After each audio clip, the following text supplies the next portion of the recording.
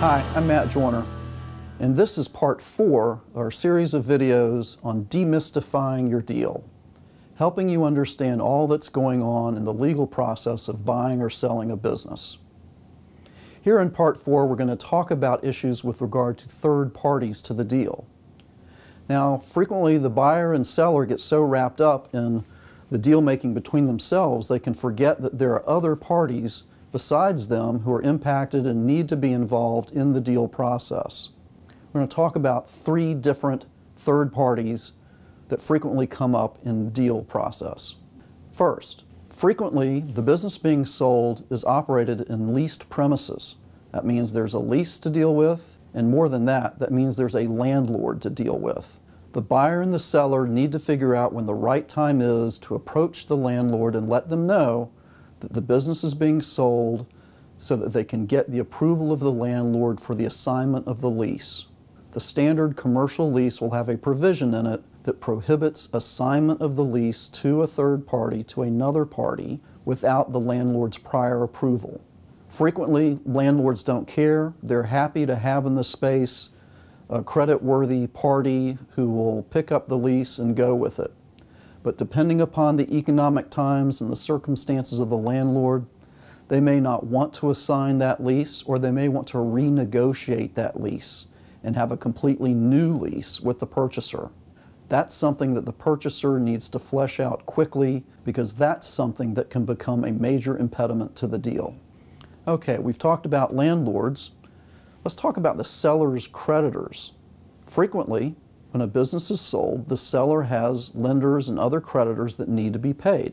Part of the due diligence process is figuring out who those people are, how much they need to be paid, and getting from them a per diem payoff letter so that at closing, the funds that will pay off that seller debt can be forwarded to that creditor, and whatever lien on the assets that that creditor has will be removed.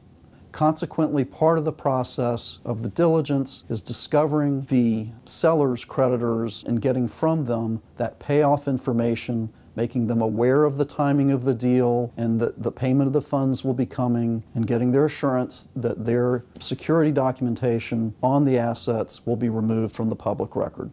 As discussed previously, not only does the seller typically have creditors in the deal, but the buyer has a very big creditor. Often the buyer has gone out and borrowed money in order to make the purchase of the business. And so the lender of the buyer becomes a very important party to the deal, sometimes behind the scenes. Understanding the requirements of the buyer's lender is extremely important, because after all, if the buyer can't get the money out of their lender, then the deal simply isn't going to go through.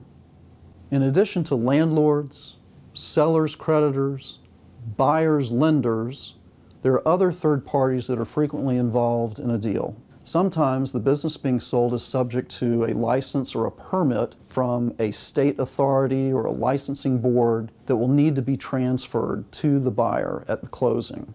Understanding the requirements of those assignments of licenses or permits is an important part of the process, because the buyer does not want to have a disruption in their ability to conduct the business after they buy it. Now, a private party that frequently will get involved in this sort of situation is a franchisor. If the seller is a franchisee, you'll have to get the permission of the franchisor in advance to the assignment of the franchise agreement of the business. This can cause a whole nother set of negotiations with the franchisor over whether or not they want this new buyer to be a franchisee within their franchise system. Consequently, if the seller is a franchised business, the parties need to get on top of the issue early of whether or not the franchisor will have any issues with regard to the buyer being a franchisee, and what the franchisor's process will be to get that approval so that the deal can go forward. Frequently, this issue of the transfer of licenses or the transfer of a franchise agreement will be one reason to do the deal as a delayed close deal rather than a sign and close deal. Since there's a third party involved with a process on the side, it sometimes makes sense for the parties to say, yes, we'll sign this purchase agreement now, but the closing will be contingent upon getting the approval of the licensing board, getting the approval of the franchisor, getting the approval of whatever third party is in a position to thwart the deal. That way the parties can move forward with the purchase transaction knowing that the matters between themselves are being resolved while ultimately depending upon the final approval of the third party.